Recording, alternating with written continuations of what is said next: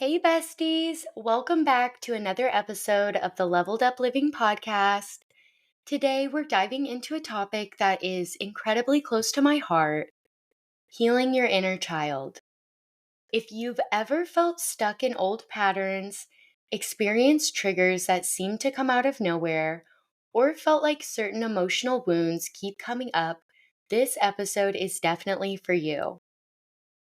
We're going deep into the process of inner child healing, how it works, and how it can unlock the kind of emotional freedom that leads to true transformation.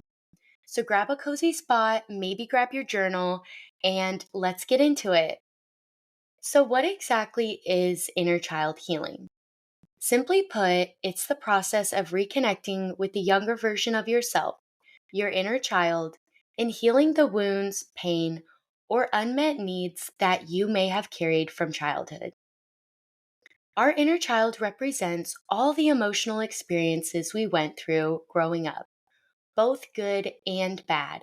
But here's the thing: unresolved childhood wounds can stay with us and show up in our adult lives in ways that oftentimes hold us back.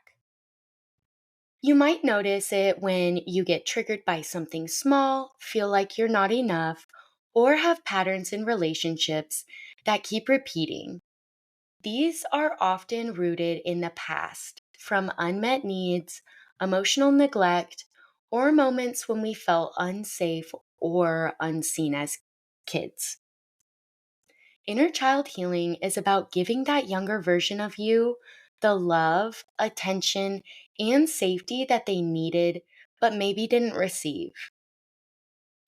Okay, so how do you know if inner child healing is something you need to explore? Here are a few signs. So, one, recurring triggers. If you're constantly getting emotionally triggered by certain situations or people, it could be a sign of an unresolved wound. Two, patterns in relationships. Whether it's romantic relationships, friendships, or even work dynamics, if you notice certain patterns that feel unhealthy or limiting, your inner child might be seeking healing. Three, feelings of shame or unworthiness. If you have persistent feelings of not being enough, those emotions can often stem from early childhood experiences where you were made to feel unworthy or unloved. Four, struggling with emotional boundaries. Do you have difficulty setting boundaries or feel guilty when you do? This can often be a sign that your inner child was taught to people please as a way to gain love or validation. Do any of those sound familiar? It's important to remember that these are common experiences, and the beautiful thing about healing your inner child is that it's never too late to start the process of nurturing that part of yourself. Okay, now let's talk about how to actually begin the healing process. There are a few powerful ways you can start reconnecting with your inner child. So, one, acknowledge your inner child. The first step is to recognize that your inner child exists and deserves to be seen and heard. You can even begin by visualizing yourself as a child. Think of a photo from your childhood or simply picture a younger version of yourself. What do they look like? What do they need? Sometimes this simple acknowledgement is incredibly healing. Two, create a safe space for your inner child.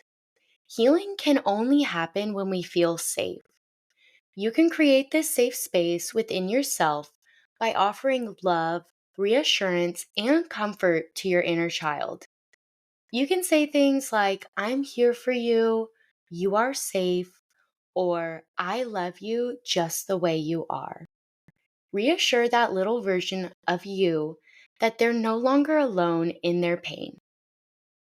Three, journaling as your inner child.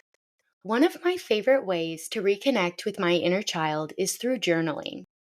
Write a letter from your inner child to your adult self, or vice versa. Let your inner child express any fears, sadness, or unmet needs. Then, as your adult self, respond with love, compassion, and validation. 4. Meditation and visualization. Guided meditations focused on inner child healing can be deeply impactful. You can visualize yourself holding your inner child, providing them with a sense of safety, or walking them through a difficult memory and offering support. 5. Reparenting yourself. This is about being the loving, supportive parent that you needed back then, but may not have had. Practice self compassion, set healthy boundaries, and give yourself the love you may have been deprived of. When feelings of fear, sadness, or anger arise, instead of reacting, pause and respond with the nurturing care your inner child needs. The beauty of inner child healing is that it allows you to release the emotional baggage that's been weighing you down for years. It's like taking off an emotional backpack that's been full of limiting beliefs, fears, and past hurts. Here's what you can expect as you heal your inner child: emotional freedom. You will start to feel lighter, more joyful, and less triggered by things that once caused you pain. Better relationships. Healing your inner child improves your relationship with yourself, which in turn positively impacts all of your other relationships. Increase self love. As you learn to nurture your inner child, you'll naturally start feeling more worthy and deserving of love, success, and happiness. Personal empowerment. By healing old wounds, you reclaim your power and start living more fully in the present without the weight of the past holding you back. Healing your inner child is a powerful and transformative journey. It's about giving yourself the love and care you needed then and still need now. This process isn't always easy, but I promise it's so worth it. It unlocks so much freedom and joy. If you're feeling called to start this journey, know that you are not alone. I'm here with you every step of the way, cheering you on. Remember, the path to emotional healing is one of the most powerful ways to level up your life. Take it slow, give yourself grace, and trust that with each step, you're becoming the most aligned, whole, and healed version of yourself. Thank you so much for tuning in to today's episode.